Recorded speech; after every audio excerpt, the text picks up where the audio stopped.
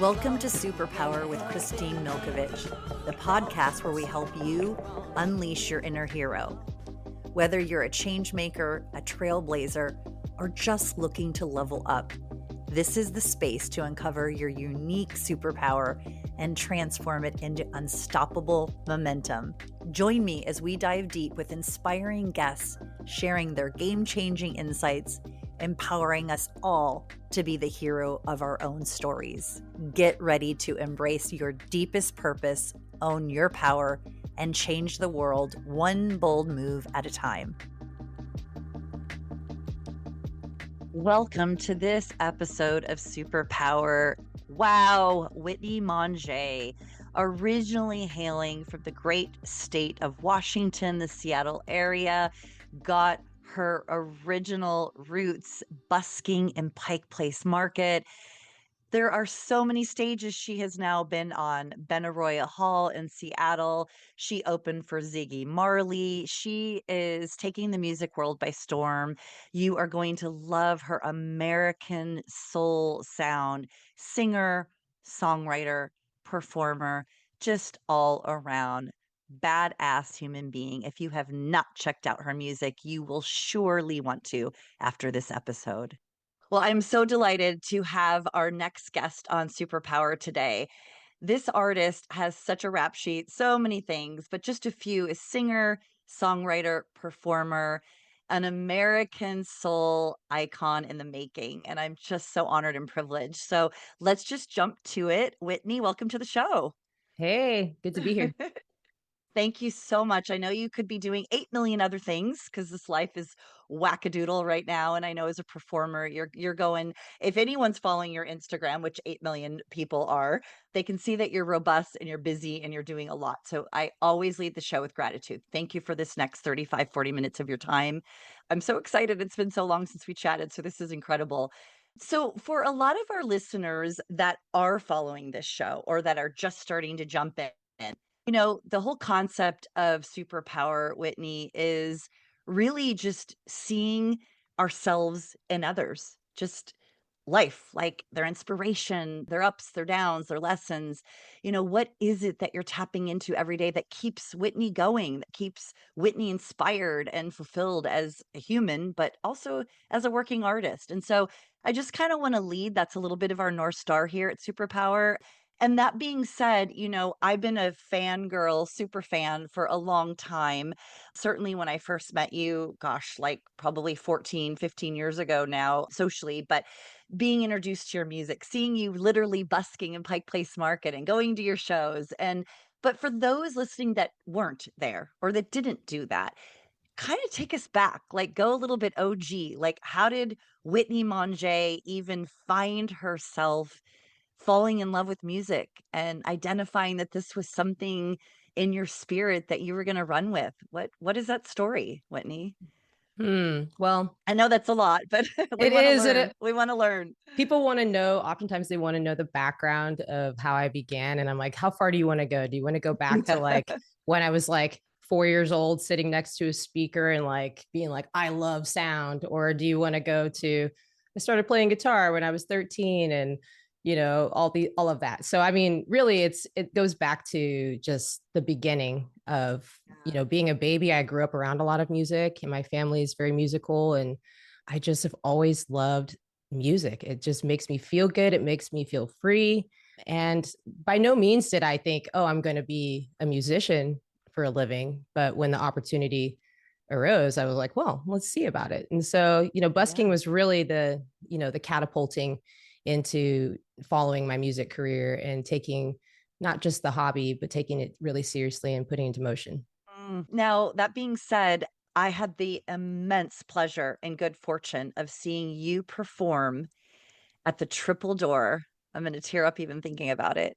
You performing, I was in the front row with a whole gangle of people, and you performed with your mother. And I know your mother is no longer with you, at least in the, I call it the bag of bones, earthly flesh form. But I saw that show, and just hearing you talk about, like, from this little girl and this feeling and being by the speaker and being moved. But go a little deeper. Was your mom a performer? Was she an artist? Like, do these sort of familial roots inside you that you're blowing up right now, was that always there then through lots of different aspects of your life? Yeah, actually, my mom was a singer, and I grew up just thinking she was like the biggest rock star, playing shows. I mean, she was playing, bars in Spokane, but I was just like little, like, she's so cool. She's Oh, such a bigger than badass. life. Yeah. Yeah, like she'd pick us up in like a limo and we'll go to like a show. And I was like, we're famous, She was just like so awesome. And my mom Oh. had a very, very big personality. And she always encouraged me to play music. As soon as I was in fifth, sixth grade, I knew I wanted to start learning an instrument. And she always fostered that. She bought me a piano, she rented me a violin, she bought me my first guitar. She was constantly, providing space for me to explore that, but never really pressuring me. I didn't grow up in a musical environment where it was like, you have to practice every day, you have to do this. It wasn't like that. It was very much so like, do you want to do it? And so having her support is the reason why I do this. It's the reason why I'm still doing it today, and why after she passed away, I decided to keep doing this, because there was a moment where I was like, I don't know, this is very hard for me, but I have to do it for honor, like she gave me this gift, and I want to share it. I want to share it as big as I can so that, she can live through my music as well. Mm, that's really beautiful. That's amazing. So, how do you just pick up an instrument and learn it? Did you have any for outside of your mom and her artistic gifts and abilities, did you take training? Did you go to any schooling? Are you 100% self-taught? Tell us about that. Yeah, I'm 100% self-taught. I mean, I took some, Wow. when I was in fifth grade, I did violin, and then I sprained my arm and that ended quickly. And then I tried piano. I've taken actually probably more piano lessons than I have guitar, but I don't know how to play piano. So please do not ask me how to play piano. Yeah, we But will not.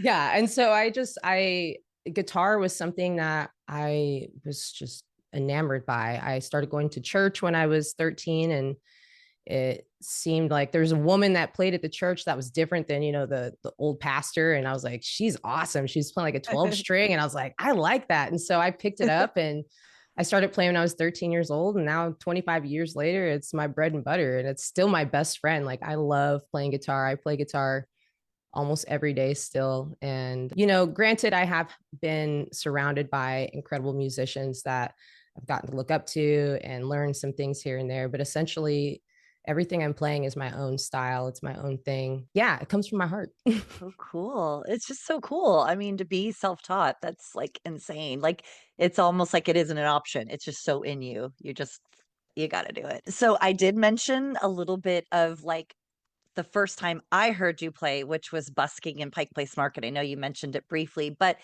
there's a couple, like, I would say contemporary pop culture or music culture stories around busking. I know that you were in a documentary that was phenomenal. I've seen it a handful of times. I know it won a number of awards. So, did you just get up one day and think, I can do that? Like, I've got this talent and this gift and this thing I love. I'm going to go hang out in Pike Place Market because I've been down there watching you busk, and I can only imagine the general public can be adoring and loving and I'm sure kind and lots of miracles that you experienced, I'm certain. But boy, I bet those rough days are like you could write books about. So, did you just go like, I'm going to do it. I'm just going to go start busking. Tell us about that part of your musical career. Well, before I was busking, I was working at Seattle's Best, rest in peace.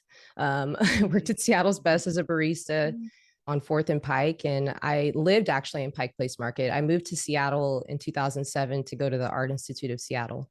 And so I moved into an apartment complex. It was like an efficiency house that is Okay. right on the cobblestone road. And I would sit in my little 100 square foot room and hear, the hula hoop guy outside, the piano man. And I would just be like, that looks so rad. And I'd be playing in my room. And my manager, he was like, you should get out there, girl. You should go out and play. And I was like, I don't know.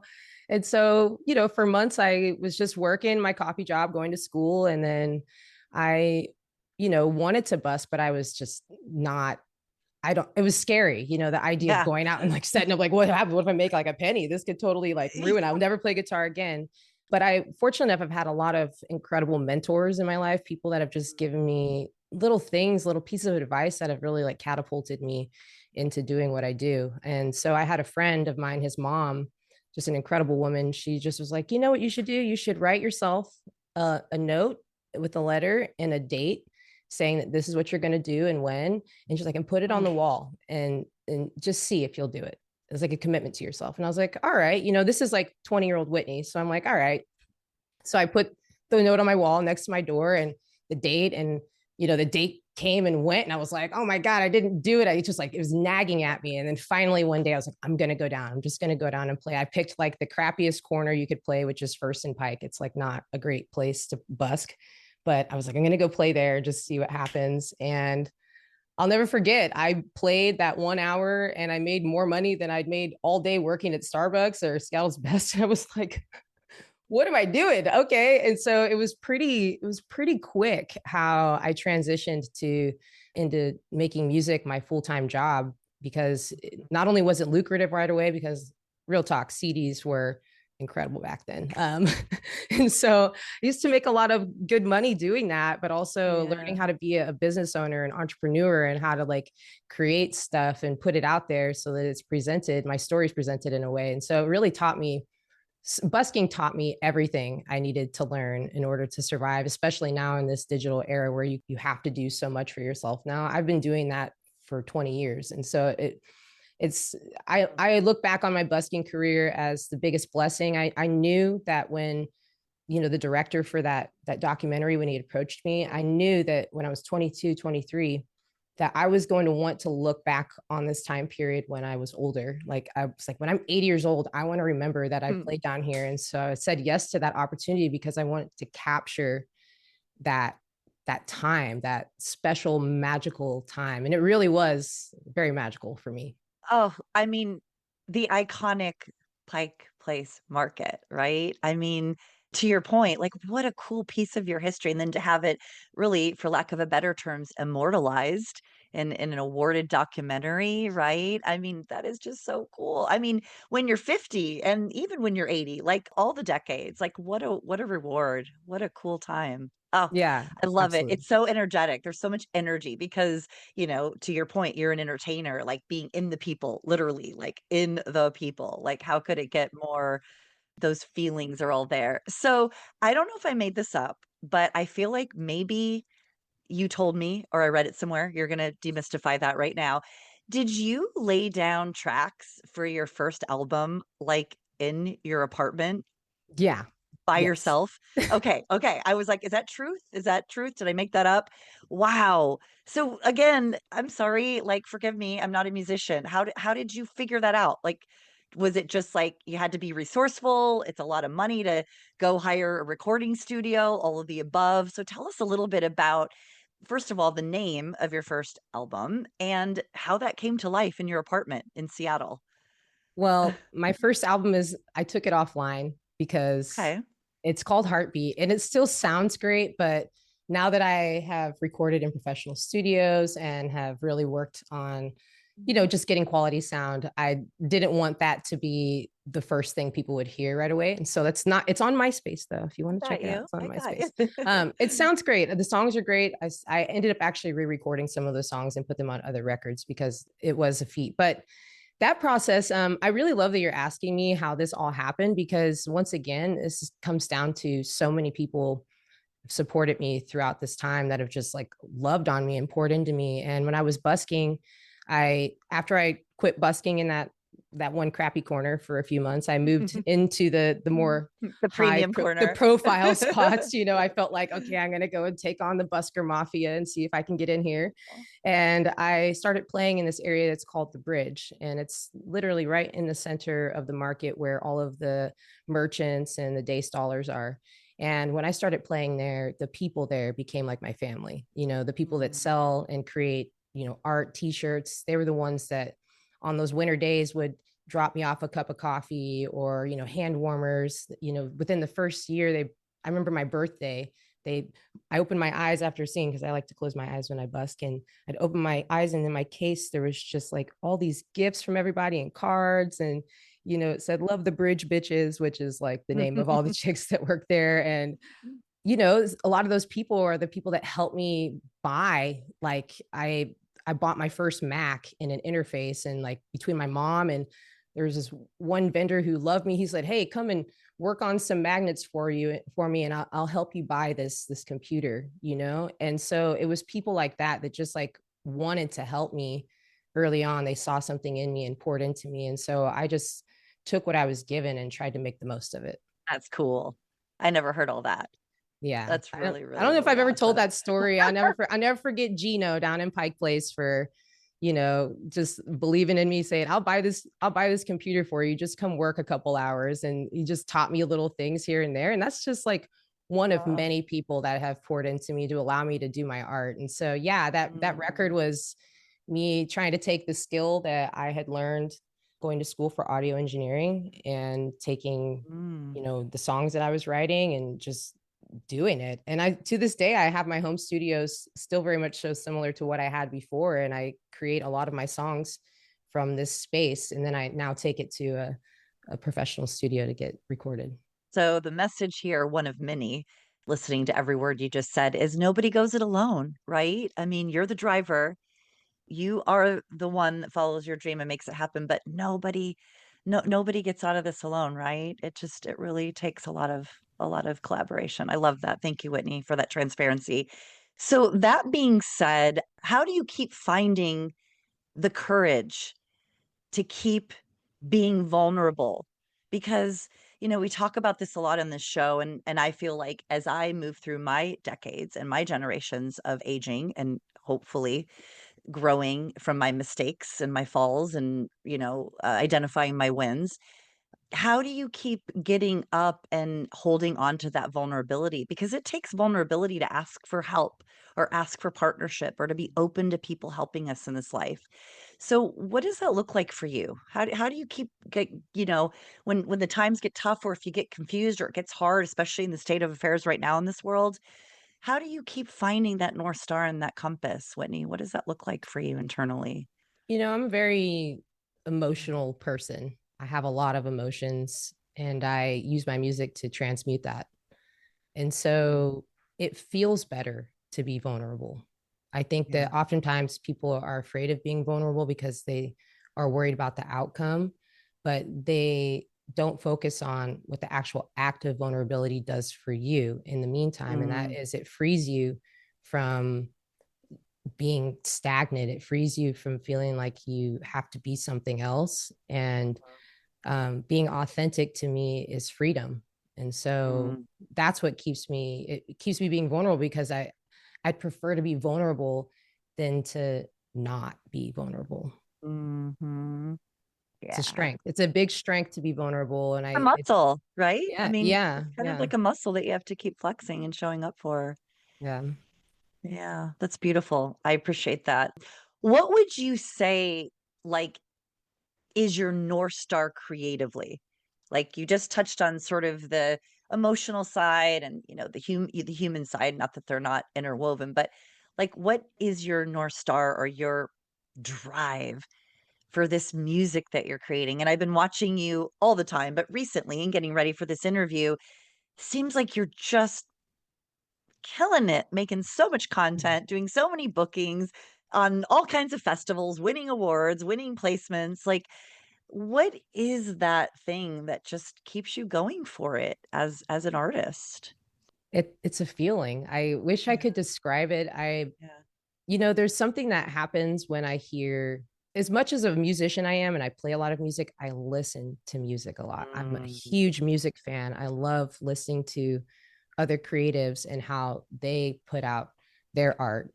And mm, it inspires me so much, but it feels just, it's tangible inside of me. And so mm, that's what drives me is knowing that there's something inside of me that could make someone else feel like that.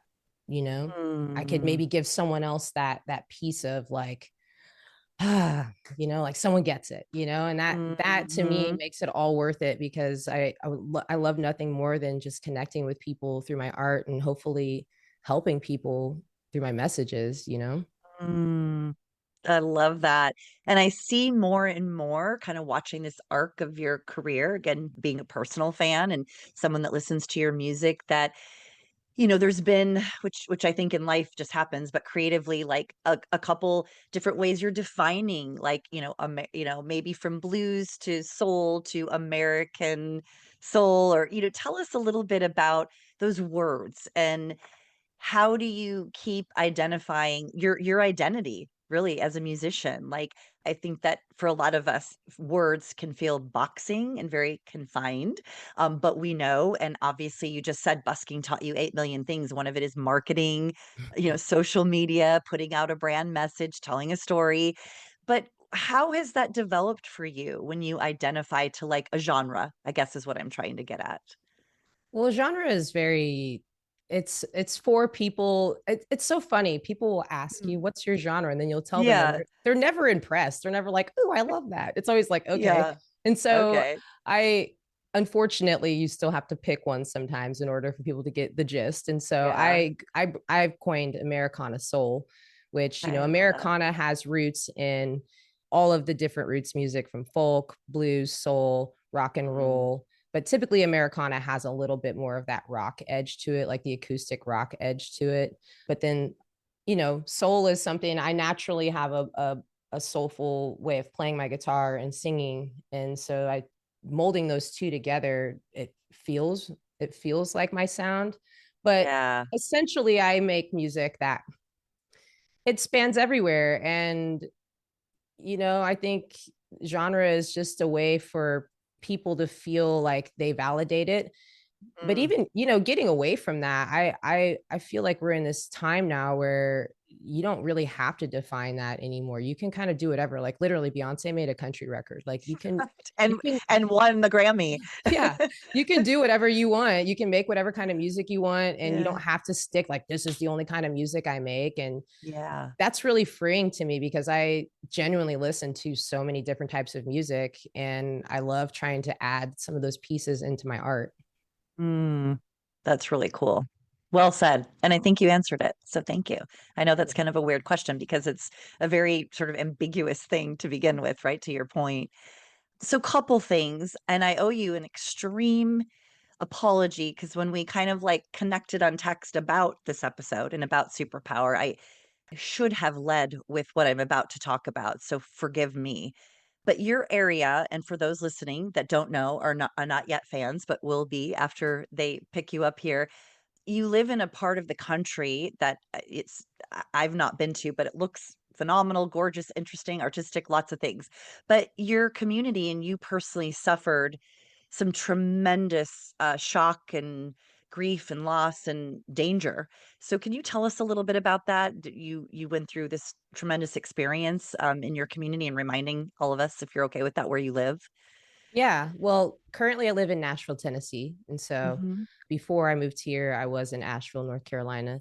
And I Mm. lived there for a couple of years where it was beautiful little town. I love that. Love that time. I'm actually going there on Mm. Wednesday. I go back probably Yay. every month I'm back in Asheville. But yeah, it's crazy as I happened to be in Seattle for the first time after 4 years and played a bunch of shows in September last year. And then as soon as I got back, Hurricane Helene happened and just ripped through the town. And that was such a bizarre thing to Mm. go through. Like I don't and like it's hard because so many people had different things happen. Some people lost their Yeah. houses, some people lost their lives, some people lost Mm. power, some people didn't lose anything, and there's like a mixture of what happened. But it for the most part it was just a very traumatic time. And immediately as soon as the freeways opened and I got approved for FEMA support, I came to Nashville.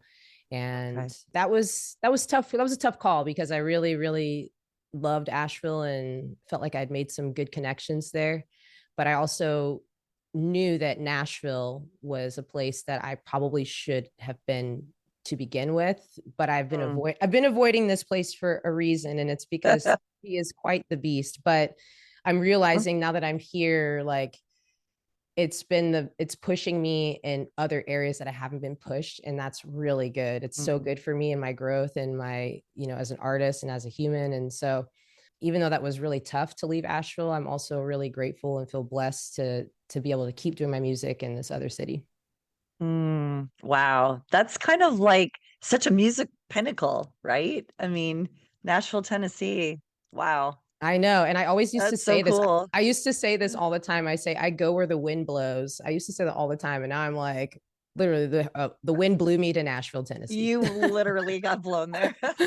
That's a really, really good connection. It's like, oh no, the universe was telling me I'm getting here one way or another. That's right. So, your lyrics to your songs, there's a number of things that struck me about them when I first had the pleasure of hearing your music. But, I guess some words would be like they feel just very raw and very personal.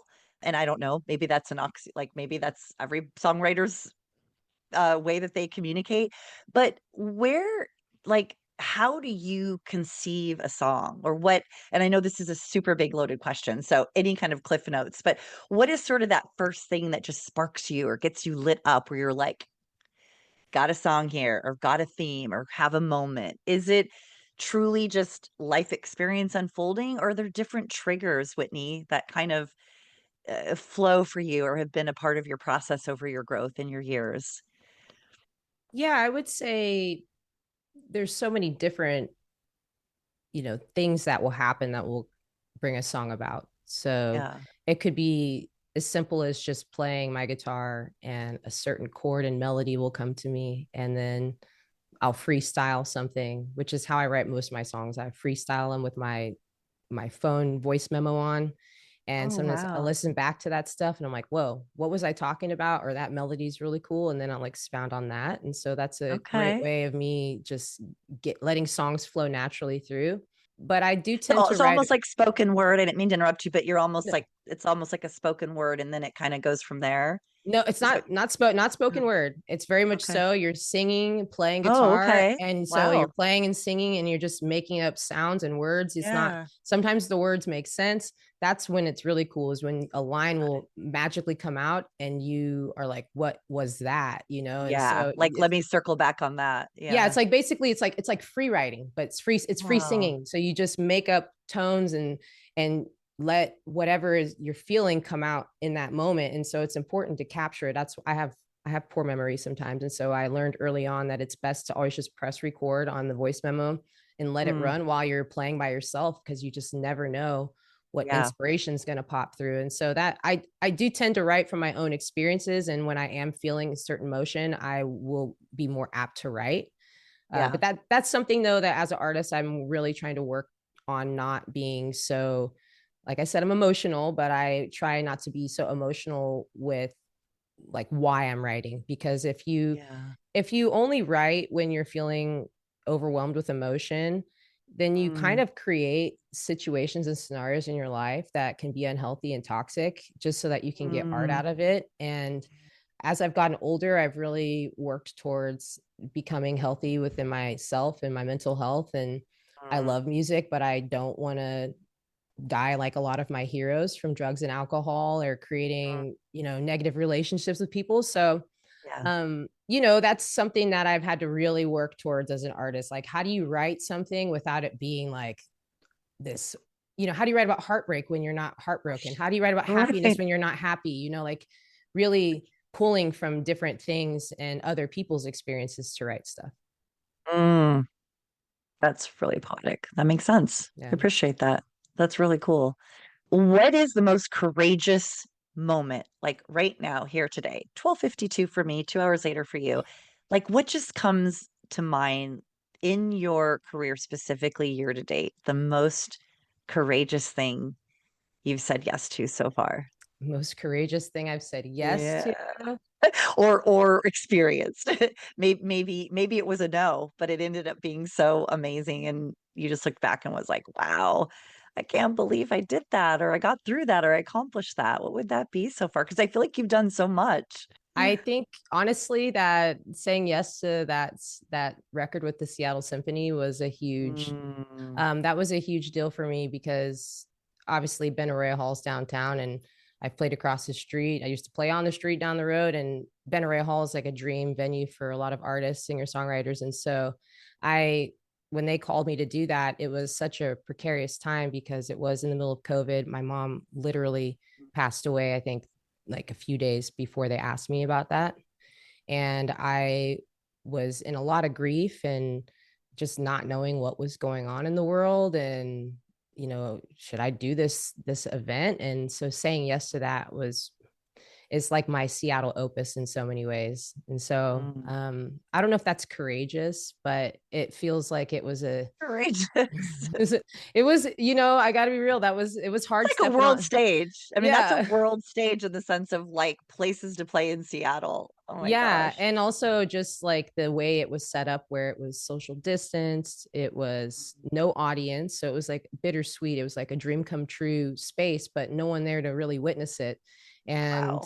you know, also just like feeling my mother is very connected to my voice and my music. Mm. And so that was my first like live performance since she passed away, and it was just a very emotional thing to do for me. So I'm Mm. really glad that it got captured and turned into a live record. I'm so proud about that, and I Can have it folks find that on your behind me. website, Whitney? Yeah, I was Yeah, I like, was gonna say I have the remind vinyl on the wall. yes, and one more time, just from a very data standpoint for folks listening to this that don't live in Seattle, that haven't gone to Benaroya Hall, just remind us, like, where they can find this on your Yeah. website, links on your Instagram, yeah? Yeah, so it's Whitney Mongé live with the Seattle Symphony, and it's on all streaming platforms. I do have some hard copies of CDs right now, which I'm probably never going to order again. And my vinyls are sold out, but I'm trying to figure out ways that I can get this out in a physical form. But otherwise, you Yeah. can find it on all streaming platforms. Okay, cool. Awesome, awesome. I love that. So, I've got some, like, I think, like, fantastical made up things about this next question, so you're gonna 100% correct me. So I get asked this sometimes, although we do very different things for our careers and our living. One thing that I feel a lot in my lane and in my career and how I serve the community currently is it can be a very, very lonely career. And the reason that I say that is because I'm an independent. I'm not working for a big company. The brand and the service and the quality control stops at me. I'm the boss of that. Who I decide to work with and how that looks like, I get to boss that as well. And I don't necessarily always go to a brick and mortar with a ton of people. And so, therefore, being a real estate agent can be a very lonely, odd career that way. Do you feel that way ever as a working artist, as a singer-songwriter, as a performer? Again, being in completely different lanes, but having some correlations there. Like, what does that look like for you, and how do you manage that? Yeah, I definitely feel lonely doing this sometimes, especially not necessarily like lonely, like I don't have other peers that are experiencing the same Right. thing, but Sure. I feel lonely in the sense of I'm 100% independent, have been independent for 17 years doing this. Mm, And amazing. that's great. It's wonderful. I love celebrating my successes. I love even seeing where I'm falling short in my failures. But it would be so amazing to have a team around me that Mm, saw the vision and also had the same passion that I have to make mm, it come to life. And that's one of the biggest issues with entrepreneurship is oftentimes it's your vision and you have to find other people that see it in the same light and are going to put the same energy into it that you are.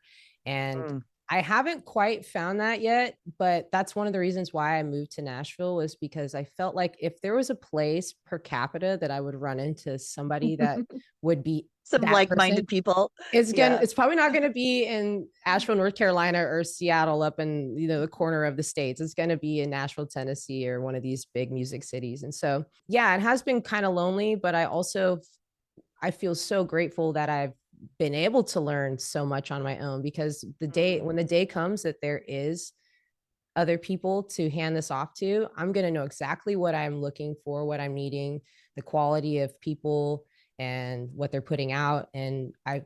I feel like it's serving me in the long game, Yeah. to work at it so much on my own. Yeah, like, sharpen all those saws so much that when you do collaborate or find that community, that you're like, "These are my people." We can Yep, do this. I trust this. exactly. That's really, really awesome. What and I don't I feel like this is gonna be the most unoriginal question, but I'm just dying to ask it, so I'm gonna go out on a limb here.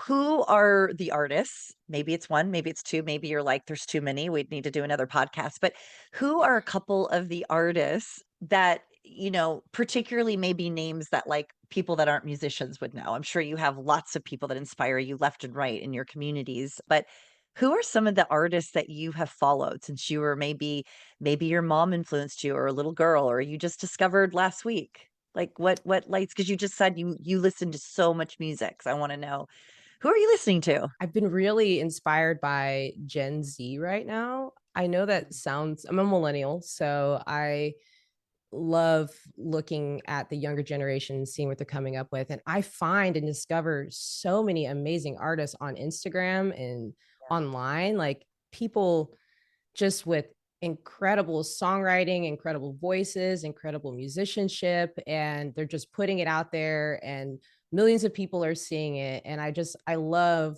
this honesty and like real artistry that's coming out of the younger generation. And so that's something that's been really inspiring me, like a lot, someone told me recently that was like she's like 10 years younger than me. She's like, wow, that's really cool that you're like thinking about the younger generation. Most people hate the younger generations. I'm like, that's true, but I'm not normal people. Also, Exactly. I don't want to be one of those people that, gets older and it's just like those meddling kids, I want to always understand because these are the people that are going they're the next people that are going to take care of this Yeah. world. And it's important that we stay connected to them and honor them in hopes that they Oh, honor us too. And so that's like a huge that's a huge inspiration right now. It's just watching the younger yeah. generation, do their I thing. love that. Yeah, right? And it's just so fun, like, this is something that I was influenced by my mother. Her name is Nancy, and being from a single mom, working class single mom, and going through a lot of struggles growing up is the ability to be around all age groups. Like, that's just something like, I could hang with a 90-year-old every day and be the happiest, and I'm like, I have friends that are 23 that teach me about life every day. So I appreciate that you see life that way. I think it's much richer, much more interesting, that's for sure. Yeah, absolutely. Right? We all have so much to learn from each other. Okay, couple things as we're starting to wrap up this episode that I do not wanna miss is okay, just knee-jerk question. The environment, like, if you had to say coffee shop, main stage, or a dive bar, which one would you pick tomorrow to play in? Main stage. You're like, Royal Hall again. Come Come on, on, no. Chris. You know what? I gotta say this because I'll never forget. I opened for Ziggy Marley probably like 10 years ago, and it was Hi. a sold Just out that. show. I know, right? It was a sold out show at Woodland Zoo, and I that was 5,000. It was the most people I played in front of at that time. Those were the most people I'd played in front of, and it was 5,000 people. Wow. And I Pinch me moment. I know Pinch me it moment. it was it was amazing, but I remember, I walked up there and played my set and it didn't feel like it's like that's how it's supposed to be. Like I don't know, I just never it didn't make me I wasn't nervous. I wasn't like, oh, it just felt like that's the when I'm on a big stage, it feels like home. But Mm. I can turn a coffee shop or a dive bar or a street corner into that same feeling, but Sure. there's just something about like the you plus me equals magic thing that happens with big shows. And so main stage all day, all day. Mm. Oh my gosh, I tell you. So I think I had told you I was just on the road on a vacation, a proper vacation in Europe, and I treated myself to the MJ play in London. And I'm a super, super, super fan of Michael Jackson's music, and the play is phenomenal. But the reason I'm bringing it up relevant to what you just said is, there were so many times in the play, obviously it's a fictitious, it's a written script, but it's about his life, is given the wacky environment he grew up in, but he just kept saying, "This is where I come alive. This is where I feel safe. This is where I feel me. This is where I am fed is the stage, the performance." So I just triggered that moment. It's just such a beautiful way of being when you get to put that out into the world. I can only imagine. Main Yeah. stage, just wanted to ask. You never Main know. stage, it's a real thing. I'm telling you. Like also, Yeah. I've been really playing, more listening rooms the last few years, like places that are kind of like the Triple Door, where they're Mm, a small theater, between 100 and 300 people. And people really come to listen. They come to hear the songs. mm, And it's not just like, you're going to some Madonna or, some mm. big musician that's Yeah. like the lights and everything. And it's more about like the story. And that's my happy place, is when I get to be my Mm. goofy self, because my songs are intense, but I'm also such a goofy, like silly person, that I love being able to share my humor and my story in between. And it's becoming, the last few years, it's just really feeling even better every time I get up there. Mm, that's awesome. Like the intimacy of some of those other venues, you can really, like you said, hear the giggle or the person's feedback or whatever. Ah, I love it. I love it. Well, I don't want this to end, and I hope that you'll come back again because I have like 7 million more questions. But I do end every episode with two questions that I ask everybody. So this will be no exception. So if you could go back to 20-year-old Whitney, what would be a piece of advice or coaching or input that you would give her? All the answers. Listen to Mm. your intuition, really Yeah. listen to your heart, not allow other people or anything, take you question the mission. Mm, I've spent a lot of mm, years not mm, necessarily caring about what people think, because I think the street performing teaches you to not care about what people think, but essentially, not always listening to that little quiet voice that mm. tells you what you should and need to be doing. And I would tell 20-year-old Whitney to like turn the knob up on that voice, because that's the one that knows what to do. Yes, that is the good juice right there. Beautifully said. Such good advice. Thank you. And I needed to hear that today. I don't think should I be so fortunate. I like to say I hope that I always need to keep hearing it because it means I'm stretching and growing and staying present to becoming a bigger, fuller person. So thank you. Thank you for giving me Absolutely. that gift today.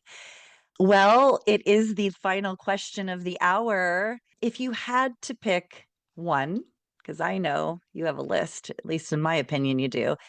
But if you had to pick one superpower, and again, this show's intention, me being the writer and the curator and the organizer with my amazing team that keeps me on track and helps me fumble through the startup of this morning. The word superpower is not intended in a dominating sense, and anybody that's following the show script or the intro will see that. It's really the gift, the light, that special sparkle that you only Whitney, that you bring out. So what would that be if you had to just pick one for the show closing? I would say resilience is my superpower. I Mm, I try to show other people that they can be resilient and that they can accomplish anything they want, even when they don't have all the cards in their hand, they don't have all the mhm, pieces, they don't have it all figured out. I try to be an example that you don't have to be, and that if you just try and if you just show up, you'll be surprised mm. what can happen. And if you don't succeed the first time, get up and do it again. And so I feel like resilience is my superpower. I think you just took us to church. I'm going to say amen. I love that. That is amazing. Just keep getting up. That old saying, sometimes showing up is half the work, right? So I think you just beautifully encapsulated that. That's right. Oh, Whitney, thank you so much. Thank you for sharing just bits and pieces about your heart and your soul and your creative force and who you are and where you've been. And I'm just so excited to keep watching your journey and being a fan and just so grateful that you gave us this time today. Thank you. Absolutely. Thank you for having me. So good to see you. Good to see you, Whitney. Thanks so much for joining me for this episode. If you enjoyed it, I hope you'll make it easy for others to enjoy it too. You can do that by subscribing, writing a review, and sharing episode links with others. Then you'll be my superhero.